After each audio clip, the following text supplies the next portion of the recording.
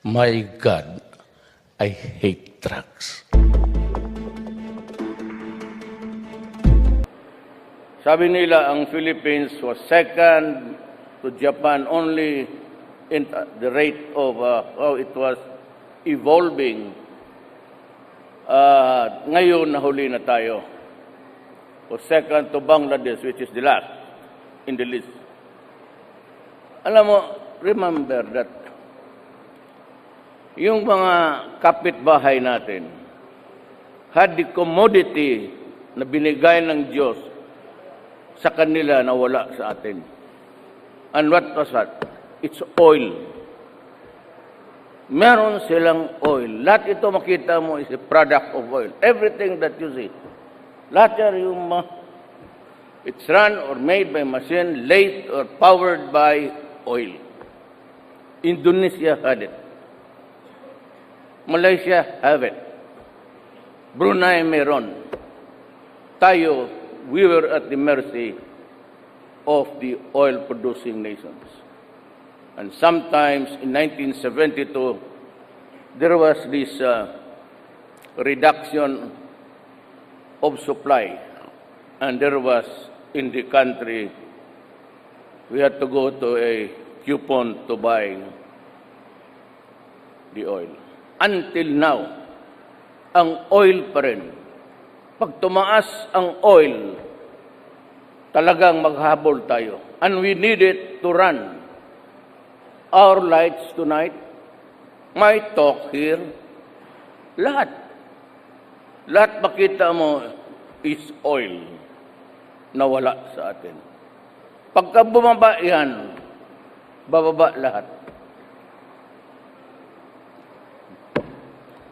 Kaya ganon. I mean, it could caution the impact of a worldwide, maybe recession in some other countries. America just maybe recovered, I don't know. But tayo hirap because we have to import oil. Wala tayong supply niyan. Ngayon yung sa Alegria, I was humbled before God. For the first time, we struck oil and there was gas spewing up the fire from the ground because the oil is there and the gas is going on top. So it's yung sabihin mo na whether it is a legislated salary, which is not really the practice, o hirap tayong lahat dito, it's oil. It's not because we are doing bad in business. We are doing fine. The exports. Problem is, I said, we have to buy oil to run everything, including to reach where you want to work. So you have to ride, it's eating oil. That machine is a product of oil in the factories, powered by oil. Yan ang, walang magandang lalaki dyan. If it would go up, we would be pretty hard up. But if it goes down, then we are better off. Yan ang sekreto. Huwag ka masyadong you dwell on some other matters about this, about that. Everything is doing well in our country. Maybe some problems here, there. But we are in a hurry in our infrastructures. But always the rate of speed with which we will produce or finish them is really dependent on one vital commodity na wala sa atin, it's oil. The Alegria oil there, I suppose, would barely support the needs of the Visayas area. But let us pray that God, hindi ko talaga alam paano niya, all our neighbors, may oil. Yung ibang far beyond our shores, yung ibang meron. Bakit tayo hindi binigyan at kukunti ngayon lang, and which has stymied the quality of time.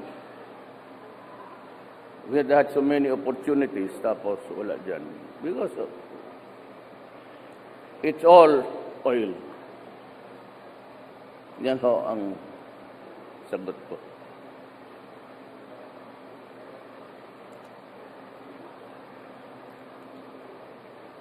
Thank you, Mr. Yes. President. One more. Layo pa. Lady Vicencio. We are scheduled to depart 12:20. I can address your question, about 30 questions more. Alright, thank you po. Good evening po, sir. To what extent po can we expect South Korea to be to help in the rehabilitation of Marawi City po? And if any po, do we have specific plans or programs already for this funds, if any? Sandali ha. Kasi nakatulog ako. Every time sana, ganun mo yan. Dumikit ang ayaw lumabas ang gago ng hangin dito. Ano na? Yes po, sir. Paano daw po makakatulong ang South Korea sa rehabilitation ng Marawi? Katulog ako rin sa atin? Well, a lot. Maybe you can have the cheaper price. Investments which are coming in. A lot of Korean enterprises that are in Mindanao for the agricultural enterprises. But the only thing there is that There are protests and clamor against the train law and the increasing prices of goods. There is a petition to suspend the train law. Is this something, sir, that you would like to consider amid these clamor? And at the same time, is it something that you would, if not, how do you plan or how does the government plan to address this? That the wage hasn't been raised yet. well, the law was enacted by Congress. I leave it to Congress to decide whether or not to amend or suspend or modify the law. I leave it to Congress. There's no value in giving much chance of what I want. Because kung sabihin ko naman na because we need it for the build, at kung sabihin ng kita natin, wala naman akong magawa. At kung sabihin naman nila, we'll just have to bite the and go on,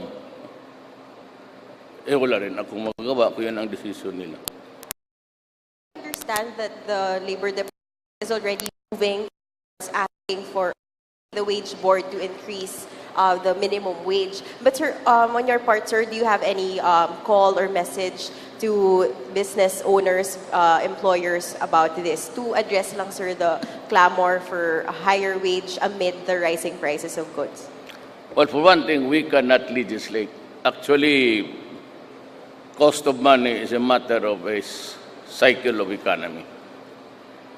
But let me just give you, although it is not totally the excuse.